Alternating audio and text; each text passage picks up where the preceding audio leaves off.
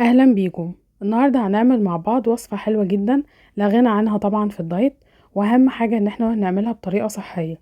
النهارده هعمل معاكم وصفة مهلبية الشوفان ب3 نكهات مختلفة. بس قبل ما نبدأ الفيديو ياريت تدعمونا بلايك وشير وسبسكرايب وفعلوا جرس التنبيهات عشان يوصلكوا اشعار بكل وصفاتي الجديدة. اول نكهة معانا هي نكهة القهوة.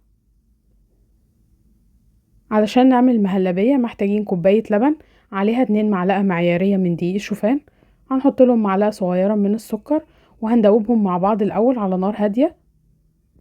وبعد ما يدوبوا مع بعض هنبدأ على طول ننزل بأقل من ربع معلقة صغيرة من القهوة، قهوة سريعة الذوبان، عليها كمان رشة من الملح ورشة من الفانيليا عشان تظبط الطعم معانا. هنقلب كويس على نار هادية، أهم حاجة التقليب المستمر ان احنا منشيلش ايدينا من المهلبية. هنفضل نقلب نقلب لحد ما القوام يتقل زي ما انتوا شايفين كده. طبعا التقليب المستمر اهم حاجة في نجاح المهلبية معانا. خلاص كده بقت جاهزة، هنرفعها على طول من على النار ونبدأ ننزلها في الكيس. هندخلها التلاجة لحد ما تتماسك. وده شكلها بعد ما خرجت من التلاجة. هنزينها بشوية من القهوة وعليهم كمان قطع من البندق. طبعا ميكس البندق مع القهوة خطير جدا.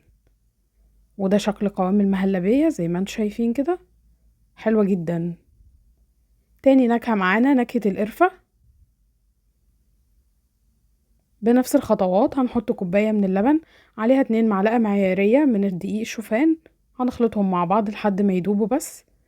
بعد كده هننزل كمان بالسكر، وهنبدأ بقى نحط معلقة صغيرة من القرفة وعليها رشة من الفانيليا ورشة كمان من الملح، وهنبدأ نقلب زي ما انتوا شايفين بنفس الطريقة.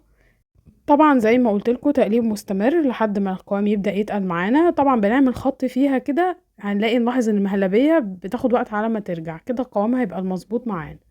هنحطها على طول في الكاس وندخلها التلاجة عشان تبرد. ده شكلها بعد ما تماسكت زي ما انتوا شايفين كده. هنزينها بشوية من جوز الهند وممكن زبيب، ممكن كمان رشة من القرفة، وبألف هنا. شايفين قوام المهلبية عامل ازاي؟ طعمها حلو جدا، ميكس جوز الهند مع القرفة خطير. تالت نكهة مهلبية الشوفان بماء الورد. بنفس الخطوات هنحط كوباية من اللبن، عليها 2 معلقة معيارية من دقيق الشوفان، هنخلطهم مع بعض. نخلي بالنا الخلط ده بيكون على نار هادية جدا، او ممكن نخلطهم مع بعض على البارد الاول قبل ما نضيف اي حاجة. بعد كده هننزل بالسكر ورشة الملح والفانيليا. الفانيليا حاجة بسيطة بس عشان تظبط معانا النكهة.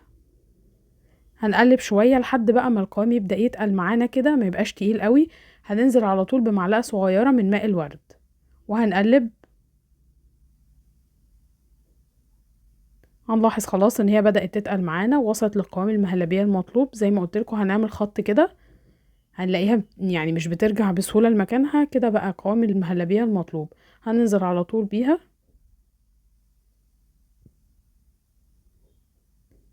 وهندخلها التلاجة لحد ما هي تتماسك. وده شكلها بعد ما خرجت من التلاجة، حقيقي من احلى النكهات اللي اتعملت. هنزينها بشوية من الورد وشوية من الفستق، ممكن نحط لها رشة من العسل، وده اختياري. ممكن نستغنى عن السكر من الاول ونحط العسل في الاخر. شايفين ده قوامها خطيرة جدا. اتمنى الفيديو يكون عجبكم، وهستنى دايما تطبيقاتكم وتعليقاتكم. ولو حابين وصفات اكتر بالشكل ده ياريت تكتبولي في الكومنت تحت، ونتقابل في فيديو جديد.